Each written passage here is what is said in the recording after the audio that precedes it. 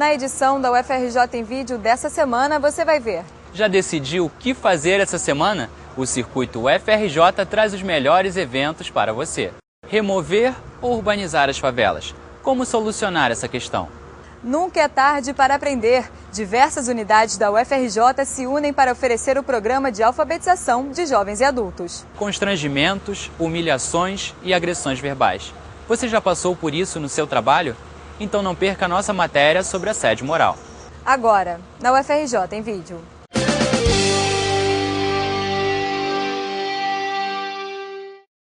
Cheguei para ele e falei, veja bem, tô aqui para brigar com ninguém, mas eu quero respeito, antes de mais nada. Assédio moral é quando uma pessoa é cotidianamente sendo desrespeitada, sendo constrangida. Chega a um limite em que ela mesma acha que aquilo que está acontecendo é culpa dela mesma. Ela começa a duvidar se o trabalho dela está sendo bem feito, porque isso é constantemente dito a ela, é desqualificada de alguma maneira. A partir daí, na verdade, ela acaba realmente não produzindo mais, não conseguindo ter ideias, porque todas as ideias e propostas dela são desqualificadas. Então, ela passa a ficar exatamente como o assediador quer que ela fique, isolada, num canto e não produzindo o que ela poderia produzir. Virem me cobrar trabalho diante dos meus colegas, contínuos, de uma forma radical, achando que eu era o filho deles. Então, isso foi com que eu comecei a não aceitar muito. A diferença entre uma agressão verbal e um assédio moral é que numa agressão verbal a pessoa pode fazer isso uma única vez. É uma situação pontual. No assédio moral é feita cotidianamente, de forma que ela comece a se sentir muito constrangida, pode não querer mais ir para o trabalho, começa até a adoecer da forma insidiosa em que essas situações acontecem. Ela pode começar a ter algumas das doenças que são psicossomáticas, e aí dor de cabeça, dor de barriga, começa a passar mal quando chega no trabalho e aí não consegue ficar naquele setor. Fui embora com essa situação a mim colocada e passei mal. Tive que ir no médico para ver, minha pressão estava alta, aí o médico me ausentou por 5 dias. Quando as pessoas chegam aqui para fazer a reclamação, ela não vem para procurar o sindicato porque está sendo assediada moralmente. Ela vem para resolver um problema jurídico ou um problema político dentro do seu local de trabalho, como avaliação de desempenho, como disponibilidade, perseguição de chefia.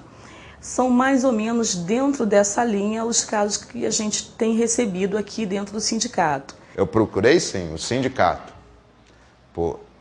para ver se através do sindicato eles conseguissem reverter essa situação. Segundo as pessoas do sindicato disseram que tentaram por diversas vezes conversar com o diretor nem atendia. Até que uma diretora do sindicato conseguiu ter uma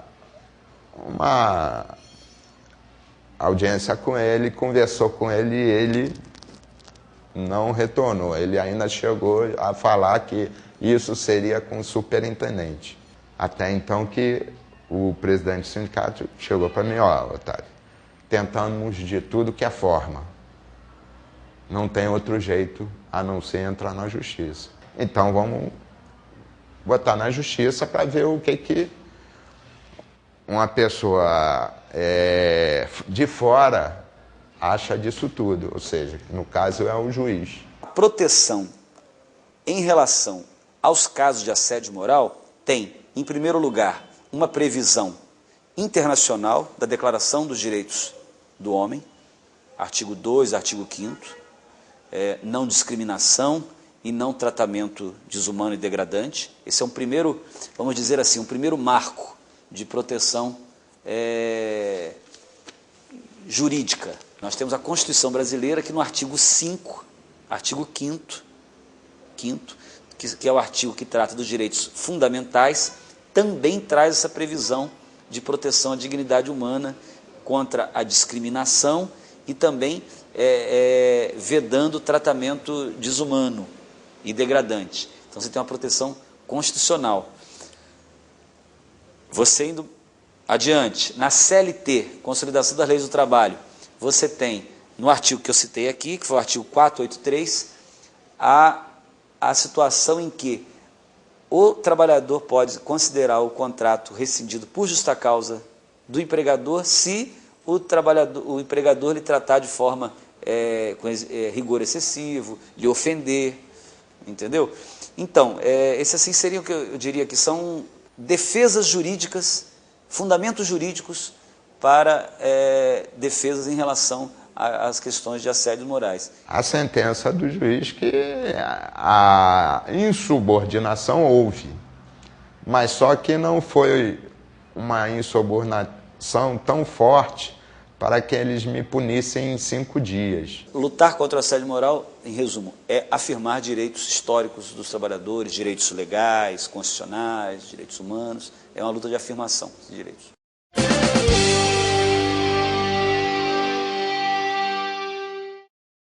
A gente aqui no ProURB, a gente trabalha com essa questão de favela e eu trabalho particularmente com a questão do acesso aos moradores de favelas aos serviços da questão de saneamento, ao serviço de saneamento básico. A gente fez uma pesquisa em uma das favelas, dá para você ter uma ideia de quão heterogêneo é esse universo, que se chama Parque Unido Jacari, que fica próximo ali à margem do Rio Acari. Nessa favela você tem desde gente que mora numa área extremamente precária, sem renda, gente sem renda, zero renda, gente que vive de cesta básica, que vive de assistência social e que não tem renda nenhuma, até pessoas da área mais consolidada que ganham 1.000 e poucos reais, né? Isso em uma favela. Então, o universo de favelas é muito heterogêneo. O projeto Favela Bairro, com esse nome, existe há 10 anos. Mas, desde a década de 80, em que as favelas começaram a ser reconhecidas e começaram a ter um processo de urbanização simplificado, implantação de rede de esgotamento sanitário, drenagem, pavimentação e creche-escola. Era o embrião do projeto Mutirão. Depois foi acoplado o programa Mutirão Reflorestamento, que dava qualidade ambiental para promover controle de erosão, a montante das favelas, e depois o programa de educação sanitária, que tinha por objetivo educar as pessoas como utilizar o sistema de esgotamento. Uma longa história de intervenção, de projetos de intervenção em favelas, alguns mais bem-sucedidos, outros menos bem-sucedidos, enfim. Em termos de intervenção sistemática, talvez o Favela Bairro seja o mais sistemático nesse sentido, né? Ele já tem uma história, um número de intervenções significativo, né? Uma proposta de integração da favela com o bairro, enfim, mas com alguns limites. O Favela Bairro é um conceito, ele não é uma obra. A obra ela é um meio de transformação. Então, não adianta investir somente na execução de obras se o morador não estiver apto a receber aquelas obras, porque senão há uma deterioração muito rápida. E o que eu entendo grande ganho é esse resgate da cidadania, é eliminar o esgoto a céu aberto, é melhorar a qualidade de abastecimento de água, é o morador ter uma rua, um endereço que beneficia ele para fazer compras, para entrega de materiais. Nós fazemos uma divisão, até 500 domicílios é o programa Bairrinho, de 500 a 2.500 é o programa Favela Bairro e acima de 2.500 o programa Grandes Favelas. Mas todos esses programas têm o mesmo conceito, que é urbanizar áreas de baixa renda. Tem um reservatório que é chamado, no projeto Bairrinho, ele é chamado de antigo reservatório, mas que nada, ele é o nosso atual e o único que a gente tem. Quando ele foi construído em regime de mutirão para 100 famílias, atender 100 famílias. Então, dava suficiente para essa comunidade. Hoje nós estamos com quase 700 famílias aqui, cerca de 2.500 pessoas, e esse reservatório é um dos feitos mais esperados e aguardados pela comunidade, né? É o anseio da comunidade ter tranquilidade no verão com relação ao abastecimento de água. As críticas existem, nós reconhecemos que precisamos aperfeiçoar, estamos trabalhando para aperfeiçoar o programa, mas não é uma tarefa fácil, considerando que a cidade do Rio de Janeiro possui muitas áreas de baixa renda, nós temos uma questão difícil, que são declividades acentuadas e outras áreas muito baixas, ocupação em beira de rio. Então, nós não podemos urbanizar áreas de risco, quer seja área de encosta, quer seja de beira de rio. Então, essas áreas, elas ficam de fora do programa de urbanização e precisam ser reassentadas. E isso é um problema sério que nós enfrentamos. A solução é você ter programas de provisão de habitação para essa faixa de renda de população que vai até 3 salários mínimos. Isso tem que ter subsídio público, entendeu? É inviável, as pessoas não vão conseguir se inserir no mercado formal de habitação. Então, enquanto você não tiver isso, não tem solução, né? A favela vai continuar crescendo, as pessoas não têm condição de entrar no mercado formal de habitação e você vai, quer dizer, a urbanização da favela é você correr atrás de um problema, né? Mas não é a solução do problema.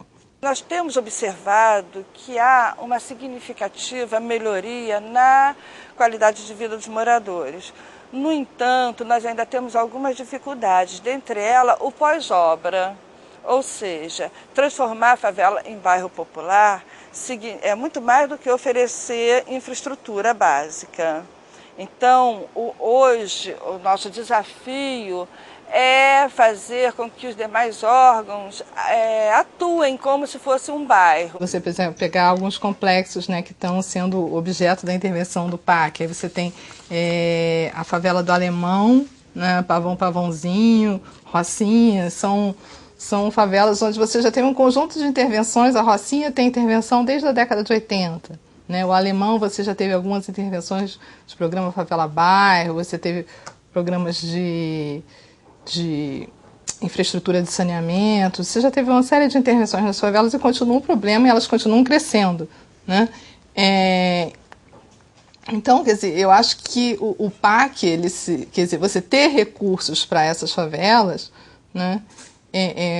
Para melhorar a qualidade de vida, habitação, infraestrutura, etc. nas favelas é fundamental. Agora, como elas já foram objeto de uma série de intervenções e o problema continua, né?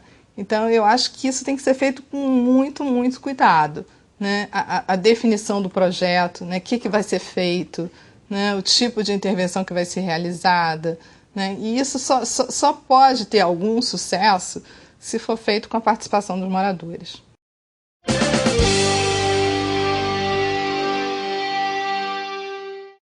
Atividades cotidianas, como saber as principais notícias do dia, assinar um documento ou encontrar uma rua.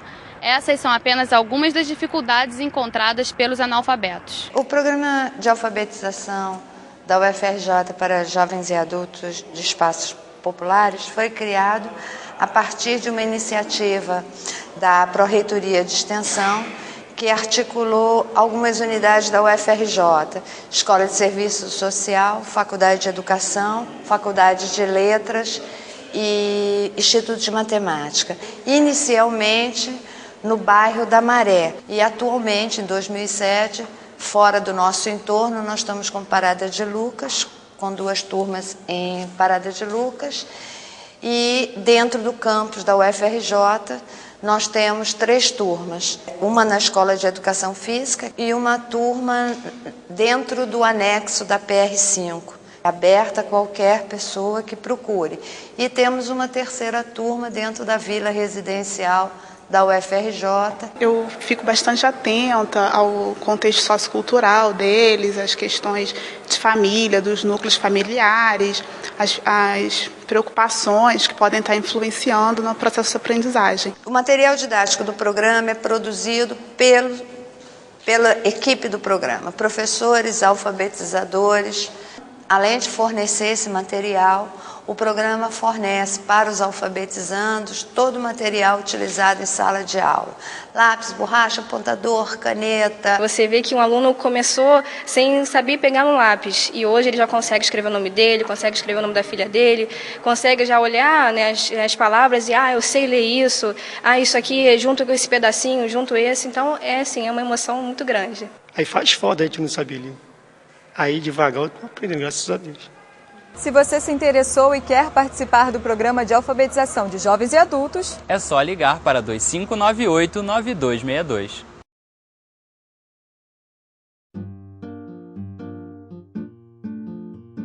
Para quem gosta de cinema, o CCMN realiza o Visões Periféricas, um festival audiovisual que exibe curtas-metragens feitos por moradores de comunidades carentes.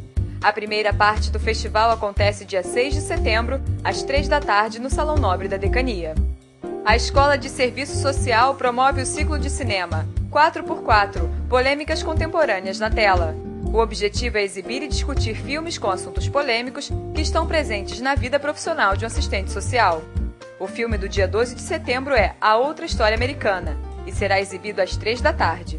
Após a sessão, a professora Janete Luzia Leite debate os temas violência e racismo. No dia 5 de setembro, a Casa da Ciência discute a guerra contemporânea e a forma como ela afeta as nossas vidas na palestra Outro Setembro Diante da Guerra. O evento faz parte do ciclo de palestras Ciência às 6h30 e acontece, como o próprio nome diz, às 6h30 da noite. O IFIX promove o ciclo de palestras O Valor da Solidariedade. Os encontros acontecem todas as segundas-feiras, às 5 da tarde, no Salão Nobre do IFIX. A palestra desta segunda, dia 10 de setembro, é Solidariedade Regional, Integração Latino-Americana. E traz como debatedores o secretário-geral do Ministério das Relações Exteriores, Samuel Pinheiro Guimarães, e o secretário da Organização Regional Interamericana de Trabalhadores, Rafael Freire.